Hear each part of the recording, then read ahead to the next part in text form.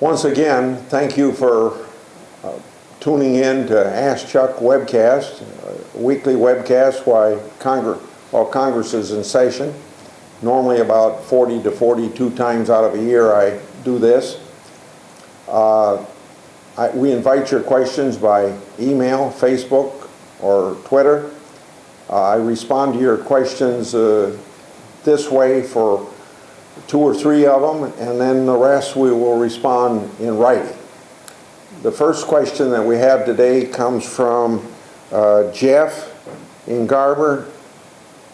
He asked on Facebook, what's up with the USA loaning money to Brazil to drill oil in the Gulf, and we're not allowed to drill there?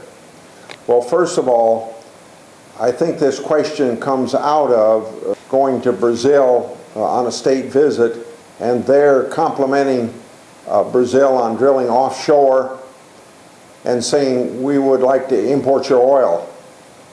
Seems very ridiculous from the standpoint of not giving permits over the last year to drill in the Gulf of Mexico or off the coast of Virginia, where we know there's oil and we ought to be using our own resources instead of importing.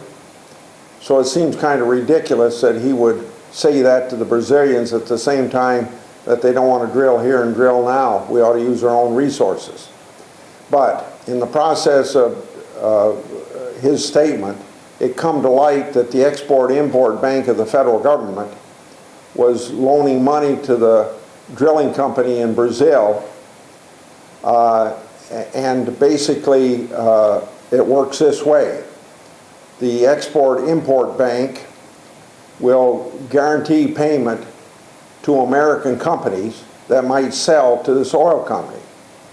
And if those sales are made, the Export-Import Bank loans the money so that the supplies and equipment from the United States that's created by American labor will be purchased and paid for. It's a way of guaranteeing payment where payment might be in doubt. If payment's in doubt, then maybe Americans can't sell. If Americans can't sell, you don't have jobs. The Export-Import Bank is self-funding and actually makes money because they charge interest and cost of making loans. So there's no taxpayers' money involved.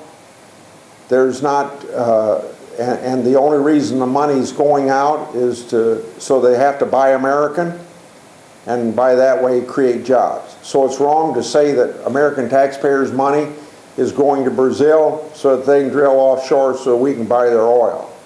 It's all about buying American equipment that company would use to drill offshore and create American jobs and pay the money back into the EXIM Bank for loaning out for the same purpose other places around the world. I thank Jeff for his question. Now I go on to Nancy of Des Moines. By Twitter says, do you agree with the President Obama's proposed Israeli borders? The answer is no.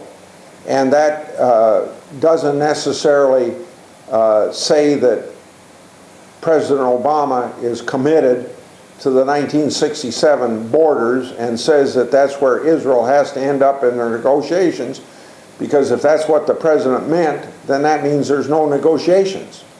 Why would Palestine negotiate anything else with Israel if they know the United States is going to push Israel to agree to the 1967 borders? The president says he was misunderstood. The president said that that was just a point of negotiation, that you have to trade land for land. But I think it's very, very demoralizing to the Israelis and very, very emboldening of the Palestinians to a point where I think it hurts Israel's negotiation with the Palestinians, and from that standpoint weakens their position and does great damage to Israel. From that standpoint, I disagree that the president shouldn't have said anything about the 67 border. He just should have said what's been the policy of the United States, that there ought to be a Palestinian state, there ought to be a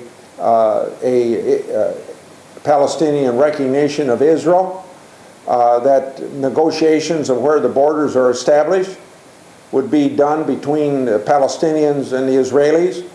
And from the Israeli standpoint, the only thing that they would demand of where the borders are is that they're defensible borders, because Israel is not going to force itself up on any other country.